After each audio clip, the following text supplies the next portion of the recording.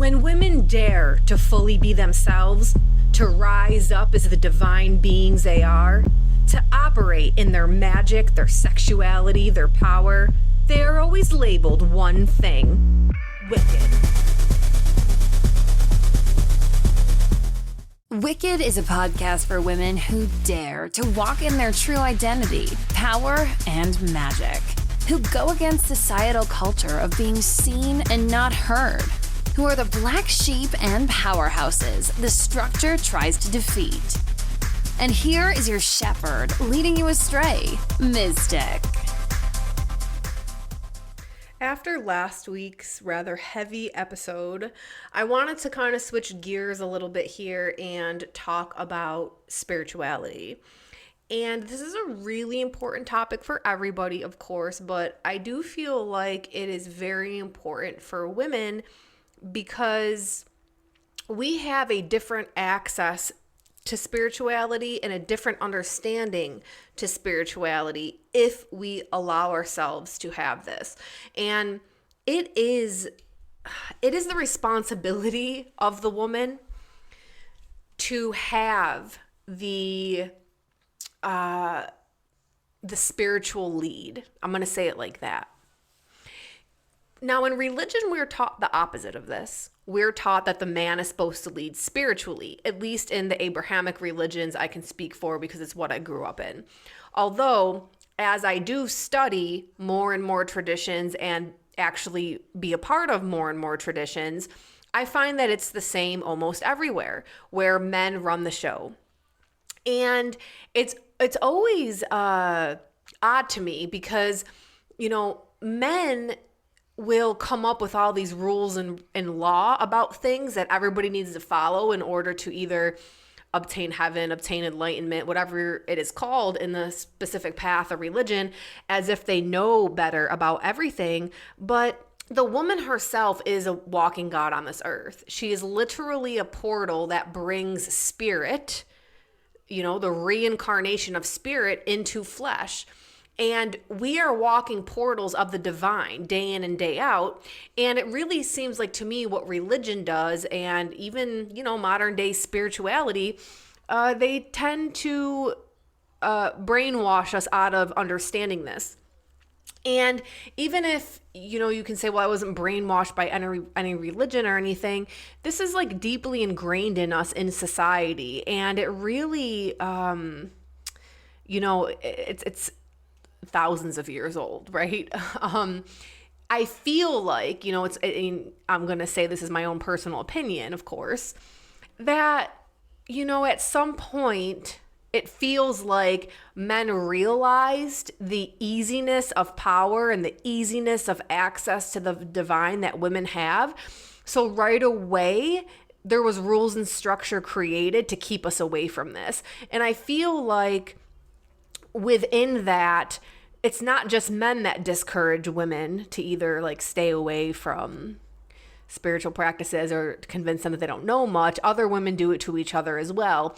And it's with, the connotation of religion underneath it. Like, you're going to get fooled into something. You're going to lose yourself. You're going to become ungrounded. You're going to be fooled by evil spirits. You got to fear the devil. You got to, everything is so fear-based, right? You won't be able to logically manage your home if you're, I don't know, doing spiritual shit.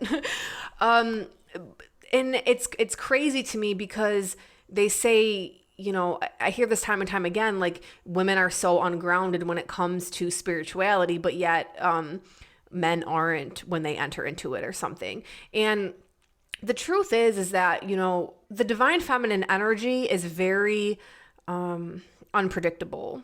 It's predictable. It has cycles. It's predictable and unpredictable at the same time.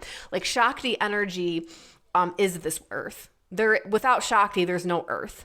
And what we need to understand as women, since we are the ones that actually are this Shakti energy on earth, is that we are the ones who are actually in control of this play.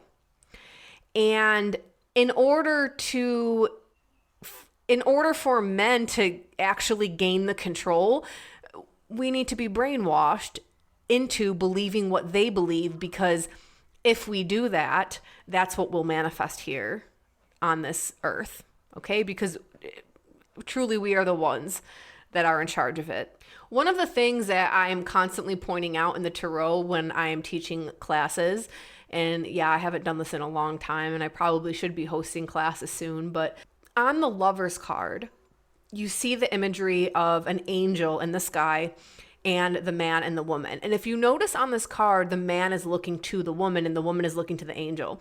And this actually shows that divine structure, that the woman is who hears from God, and the man is supposed to go to the woman and receive the information from the woman. And this is because we are that divine portal, okay? And it's a lot easier for women to gain access to this rather than men. And I would love to bet money on the fact that men at some point got jealous of this, and this is why they started creating the ridiculous religious rules that now exist, because we outshone them in this. It's funny, you know, because like I study so much, and especially what I'm studying now, like men really come up with a lot of rules. And you'll notice one of the main rules in spiritual enlightenment and spiritual development always has to do with sex and semen retention and, you know, being chaste. And that women will cause you to lust, and you have to control your lust, and this is the only way, and you have to avoid sex. And all of this is like really like almost shamed in a way, and needing to gain control over this. And, you know, literally in some texts it's saying that like the gods stay away from that sexual energy because like it's, I don't know to say turn off or like whatever, it repels them away. So you have to gain this under control. And it's funny to me because women don't have this problem. So, I mean, my guess is the majority of women, when they're actually healthy, mentally, spiritually, physically, have higher sex drives than men. But we, you know, don't become so overwhelmed with lust that we have to go out and rape, or that we become so overwhelmed with lust that we must fuck now. We can do, even if we are so fucking horny, we still can bypass it with ease and do without. We don't need to retain our semen because we don't lose any. All of these rules around sex, I always kind of laugh at them because I'm like, well, none of these really apply to me because I'm a woman. And I feel like if you really look through all of these rules that are created in spirituality by men, it's actually just something that is natural for the female. When it comes to spirituality, then, what is spirituality for a woman? What is enlightenment for a woman? Like, are we already enlightened? I actually heard I was listening to some spiritual podcast, and I'm not going to mention what podcast or who it was that was speaking, but they mentioned something that in incarnation, it's said that to incarnate as a male is like the highest form of incarnation or something. And I was laughing so hard because I'm like, this is like, it's comical because it's like, how can it be? You guys have to work so hard at it and I don't. Half of the rules that I heard this person talking about and describing that they need to do, it's like this treacherous work to even feel that you're communing with God. And I was like, I just have that daily. I don't need to go through any of that shit. And it's because I am this divine portal. And I feel like for women to start waking up to their own divinity, they really need to go through time periods where they're combing through their own beliefs. And we need to be rejecting a lot of shit that is created by men, which is most all of it. Like I said, even in modern new age spirituality, a lot of this is male-centered. It really is. It's created by men. And to be honest, I have a really hard time ever even taking spiritual advice from men because the advice or the information that they give, it just seems so irrational for the female or out of balance in some type of way. So on this well, actually, there was probably like, there's multiple podcasts that, I listen to on spirituality, and I get takes on it, different YouTube channels. But there was a few videos, and I always noticed the same thing that these men were saying. And it doesn't even have to be spirituality, right? It can be, I was listening to this one podcast on, actually there was a couple, it was on like business and stuff, and money mindsets and things like that. And I always noticed like the same shit, right? Wake up before the sun, which I do anyway. I love, well, it's a little different now at Zion, but before this, I always woke up before the sun and studied. Like, that was my favorite time. I loved it, but I had to be done at a certain time because you have to get the kids ready. And like I said, now I can't do that anymore because of Zion. So I'm in a different phase in my life. There is no waking up before the sun unless he does. And and then when he's up, I can't do anything anyway. It's about him right now. He's the baby. He's the focus of my life. And we'll get to that later because there is nothing more divine than that, right? Being a divine mother. A lot of these men talk about, waking up. So on the spiritual aspect, waking up, meditating for 1 to 3 hours, depending on what you're trying to obtain. Fasting in the morning, doing that, like eating very specific throughout the day. At the end of the night, in my mind, it's like, well, it must be nice being a man because most likely your wife is the one who is taking care of your children. And she's getting them ready for school and making their breakfast and doing all this while you have the leisure of sitting in your office for 3 hours, meditating and doing, whatever you do at altars, in order to gain some type of spirituality.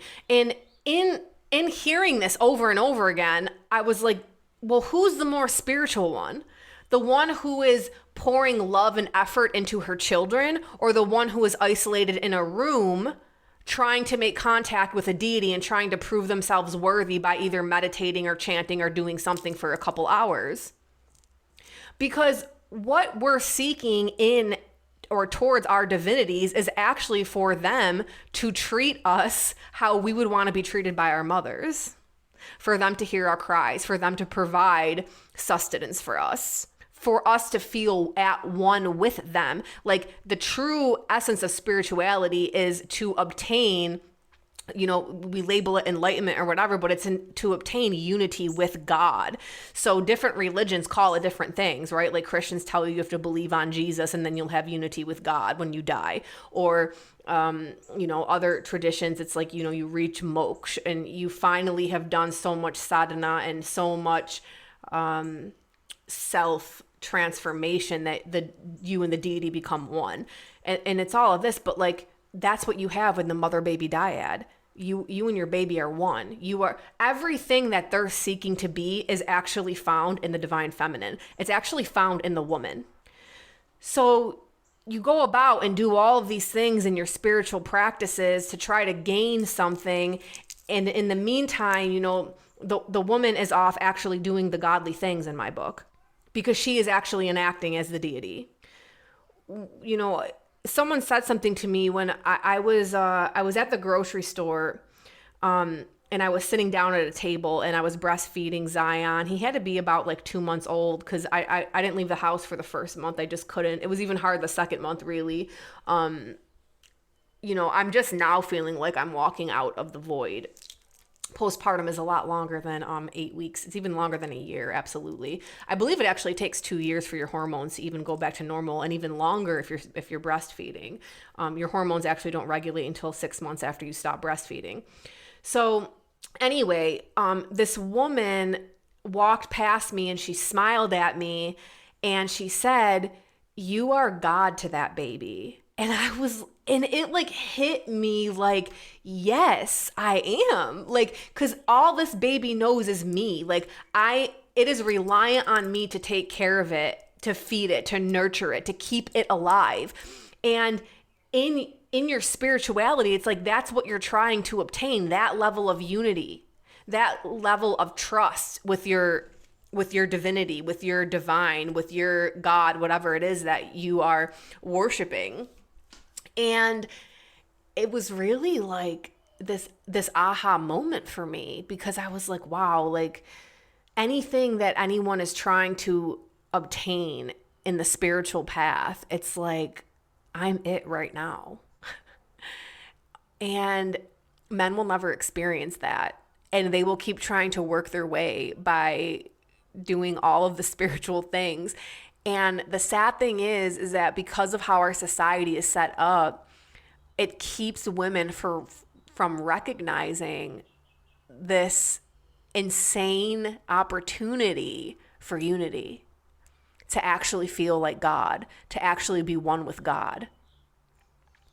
And I experienced this so much because of things that happened to me in the first year of Zion's life that I was totally not expecting. And I kept trying to bring myself back, and it was like fighting against the fucking world.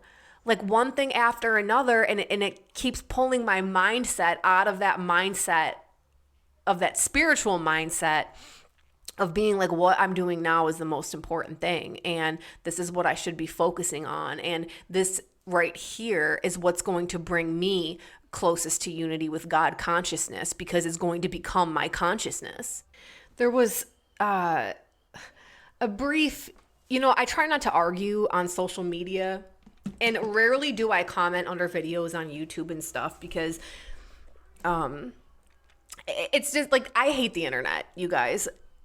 If I could, in a heartbeat, I would get off social media completely. I just haven't figured out how to do that yet. I really don't like this time period that we live in at all. And it's crazy because I feel like in a time where we feel like we're the most connected, we're actually the most disconnected, because all that this has created in this like technology era is inauthentic connection. Because there's nothing more authentic than actually sitting at a table with somebody and discussing something over coffee and croissants. And talking back and forth and having that communion and feeling someone's energy, rather than having somebody argue with you when you don't know what their face is and their online name is user 1786592187432. That is not authentic. There's no connection there. It's just a battle of the wits and someone trying to outsmart someone else in order to feed their ego. And I can't stand it. Like I just miss the authenticity. And this has really taken off since 2020 and everybody is so isolated and not wanting to be around each other. And that bullshit with COVID is over, but the mindset is now in the collective. And they did a great job of that by telling everybody, like, this is the new normal. This is the new normal. Yeah, you may not be wearing a mask anymore and you may not be talking about COVID, but your new normal is isolation. They did a great job. All they had to do was brainwash you every day for a year, and now it's actually your consciousness. And you don't want to go to the stores, and you don't want to talk to people, and it's already in your mind to isolate. That's our reality. They created that by just the same language every single day and reminding you that this is how it's going to be. And now we're just all on social media running our businesses, and there's no person-to-person contact anymore. And as I start doing more things in person again and allowing people to actually come to my home to get readings, obviously women only, but like as they're coming in my home and I'm actually able to hug them while they're crying during a session. And when I'm actually able to scan their bodies with my physical, like with my vulture wings, and do the practices that I've learned and have been shown to help them to realize their own healing or gain their own healing in some type of way, and I can help them with human contact, I realize how much I'm missing this and how much more is actually needed. And this is especially needed for us because females need community. The number one thing is like, oh, it takes a village, but there's no motherfucking village because the village is online. But guess what? No one can help you take care of your kids online. You can't hug another woman when she's crying when you are online. The best you can do is offer words. And our society is suffering because of this, and that's why everybody is depressed and has anxiety. They will say it's social anxiety, but it's because of the state of the social. It's the state of society. We're all doing things we shouldn't be fucking doing. We don't even know how to interact in group anymore because we're so wounded and so hurt that we'd rather just be isolated and alone. Anyway, a little bit off topic there, but there was this YouTube video I was watching, and it was a great interview. And one of the people in the episodes had mentioned how he had given his this one spiritual book that helped to change his life to one of his friends who was female to read, and she didn't even make it past the first chapter, and she gave it back to him and said, he refers to God as him. How does he know that God is male? And she didn't want to read it. And he said it's sad because she couldn't even get over like her own conditioning to read the book. And I couldn't let that comment go. And so I didn't say it rude or fucking anything. I just addressed it as I said, as a woman, I would like to maybe help you understand your friend's point of view more. That in all of the spiritual texts that are out there, God is always referred to a he, and we are supposed to assume genderlessness. And it's never that somebody uses the pronoun she when referring to God, and then you as a man have to in your mind say, oh, well, it's genderless, I mean, I grew up reading the Bible in a Christian home. Everything is he. There was never she addressed ever, unless it was calling someone a harlot. It was and I used to bring this up in church. I'm like, so God is referred to as he, but then even when they're talking, they're saying he shall not do X, Y, Z. And I'm like, so does this not apply to me because they're just saying he? And they would always say, no, it's implied that everyone, they're just saying he. But why is it not the other way around? So I basically just addressed that. And I said it's very hard as women because of what the spiritual conditions are out there for us. Like everything is about the he. And that's all I said, right? And that it's basic, it's not our conditioning, it's actually patriarchal conditioning. And someone commented on it, of course a man, to come in and mansplain to me about that I shouldn't be bringing my pseudo-feminist bullshit into this episode and I'm ruining the podcast. What? Like, I couldn't believe, and I went back and forth with this person for a while, and I just realized, there's no point in going back and forth because you're refusing to see my point of view as a woman in this.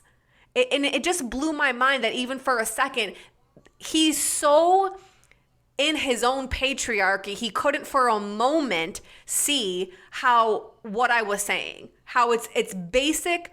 Everything is always he. And so she is probably searching to understand more about the goddess. And she just didn't want to have another book written by a male saying God is a man. So, and he kept badgering me about it. And I'm just like, I'm like, you're doing it right now. You felt the need to pop on here to tell a stranger who's a woman not to make a comment and for me to stay silent. But you're not going to silence me.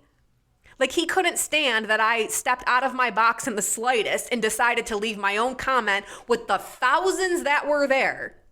He commented to me, the woman who dared to speak something about she. And it wasn't even in any type of rude way. I was just saying, hey, here is maybe your friend's point of view. It just showed, all I kept saying is, you're proving my point with that comment. You just proved my point even more with that comment. Like, I'm not going to go back and forth to try to convince you of anything. And it amazes me. Actually, it doesn't. It doesn't amaze me. It just shows like how actually patriarchy breeds narcissism. And it's the inability to actually empathize with others, especially the opposite sex. I feel like our society is always going to be very spiritually sick until it understands how to properly worship the female. And I can see it like trying to be worked out right now, but at the same time, it's like it's like patriarchy being rewrapped over and over again, just sounding a little bit different. The work of the mother is never looked at as something spiritual. Like, say you're planning your daughter's birthday party. The hours you take planning it, right? Because she wants to have like a Disney princess birthday party. Okay, I don't know, Little Mermaid. Does that even exist anymore? I don't know. I'm thinking back to like when I was young. Like, oh, I want a Little Mermaid themed birthday party, right? And like the mom spends hours planning the princess party, right? And gets all the matching plates and finds someone to make a cake that looks like Ariel, and finds presents that are about the Little Mermaid and makes the invitations and hands out the invitations. And the whole entire time she's thinking, oh, yes, this is going to be really pleasing to my daughter. My daughter's going to love this. And that's what she's filtering through the whole entire time.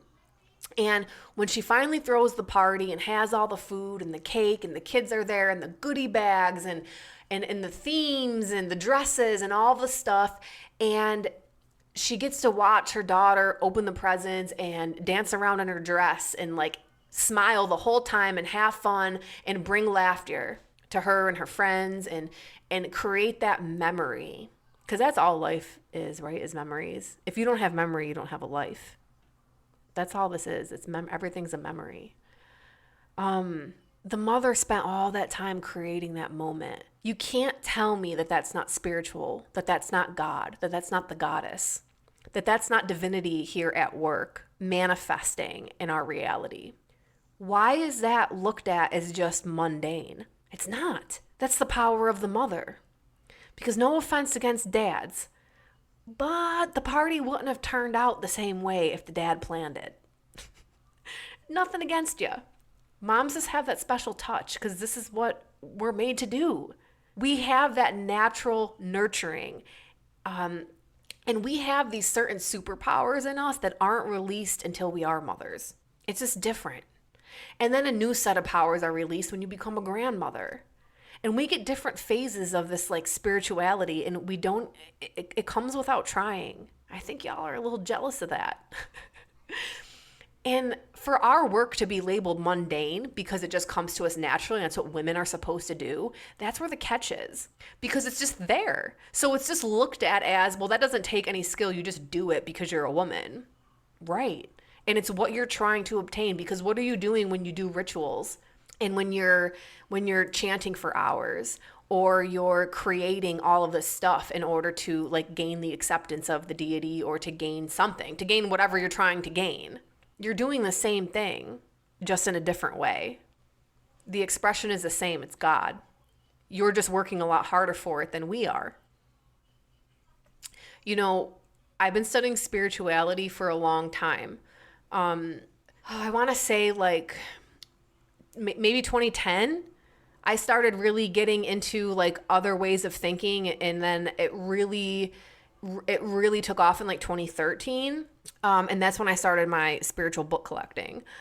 And I have hundreds of books. Okay, I eat, sleep, and breathe spiritual books. I fucking love it. I love different schools of thought and rituals, and I love ancient shit. I don't love new shit too much, but I still kind of read it to kind of see where people are coming from sometimes. But, you know, all those books are written by men. I have one book. I think there's one on my shelf, and it's about Madame Blavatsky that's written by a female. All of them are written by men, especially the ancient ones. They're all written by men, right? And everything, I started realizing all of the steps in these rituals, right, to manifest whatever, and, you know, whether it's like money or, it's weird. Like in the older texts, it's like a safe voyage and goodwill with men, success with, I forget the certain terms they use, but like anything like that, right? Like success, goodwill, favor amongst kings, property. these deep rituals that they go through, and you got to have like candles in the east, and this sigil on the wet in the west, and this is how you anoint it, and a cat head, and these herbs and these elements and this incense, and you got to chant this incantation like 55 times, and it needs to be when the moon is in a certain phase in a certain sign, and it can't be aspecting Mars in any type of way, and the sun needs to be here, and it needs to be this time of day, and you need to be wearing this color. Oh my God, it goes on and on, right? It's like some of these rituals get so intense. And I got to a point in like reading through all of these and all the different books, and I was just like, this is how men have to, like, what they have to go through in order to experience God and to make things move. But I never felt like I needed to do that as a woman, because I am literally an open portal in my womb to God. Spirits come in and out of my body because I have a womb. I literally take in a spirit in my body and make a physical human and then birth it. That's a lot more than favor amongst kings, in my opinion. That's a lot more than manifesting $100. I create a whole human and then take a spirit from the cycle of reincarnation and put it in that body, all within my womb. And this isn't looked at like it's magic. It's just looked at like, well, that's just what women do. But it's not just what we do. I am God. There is no creation without me. So all the religions out there that want to say God, the creator, is a he, can't be. Creation doesn't happen out of a penis. It happens out of a vagina. So when people, little trolls on YouTube, want to tell me to be quiet, it has nothing to do with the he, it fucking does. Because God is a she. It has to be. This reality only exists because of the feminine. I feel like I'm just at a place where I'm really sick of women being told what to do by men and by other women. And I'm sick of the checks system, because it's not checks and balances. It's the checks system to make sure that women stay in their place, especially when it comes to spirituality. And there's so much untapped potential that women do not even realize because you're brainwashed into not going there. And you know what? This is because the feminine is so powerful, and it's also so feared.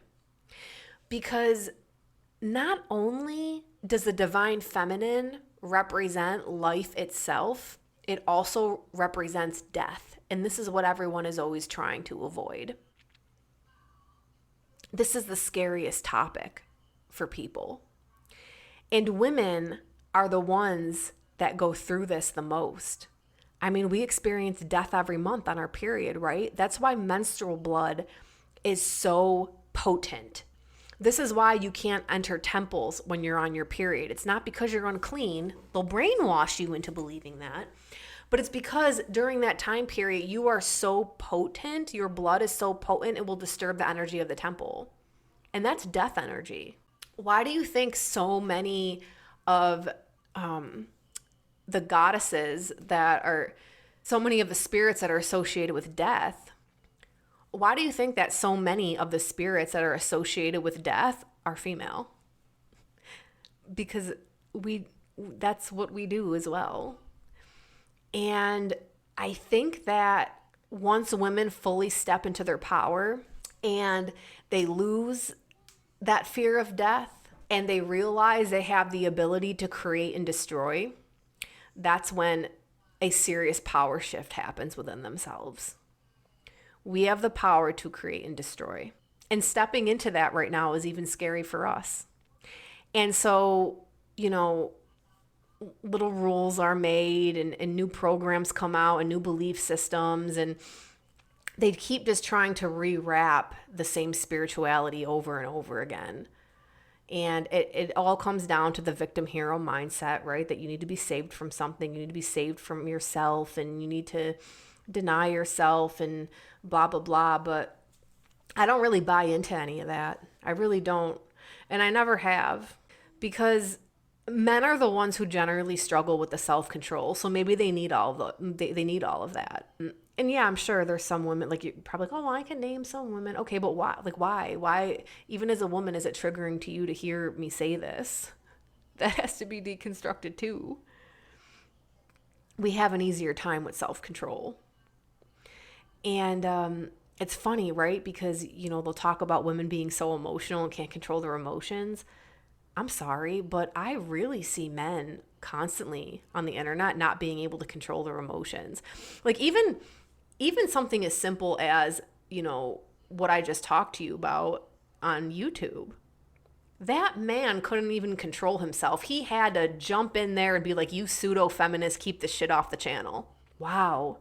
I'm the one who ended the conversation because I was like, this isn't going to go anywhere. Let's stop trying to convince each other of, each other's point of view. He kept going. It's like I kept getting dinged on YouTube. Like, he was making more and more comments. I'm like, wow, he has no self control. And then, when men are angry and punch holes in walls and scream and have breakdowns or go out drinking and, do a lot of stupid shit, is that being emotionally in control? Is going out and raping a woman, like, is that self control? I don't know. Like, it's rare women punch holes in walls. It's like it's rare. We seem to have more control. It's just that vast amount of emotions that we can feel in one day. Men are afraid of that. Why? I think that's the question that needs to be asked. Because, you have to do all of these things to, like, remain in control of yourself, and penances and rosaries and prayers and all of these things to try to control your lust and all of this. But it's like, I don't know. I like being a full-bodied woman and experiencing all of these things, and at the same time not letting them take over my life. Because that's the point, right? It's a fact that men will get so into something that it takes over their life and pulls them off the path.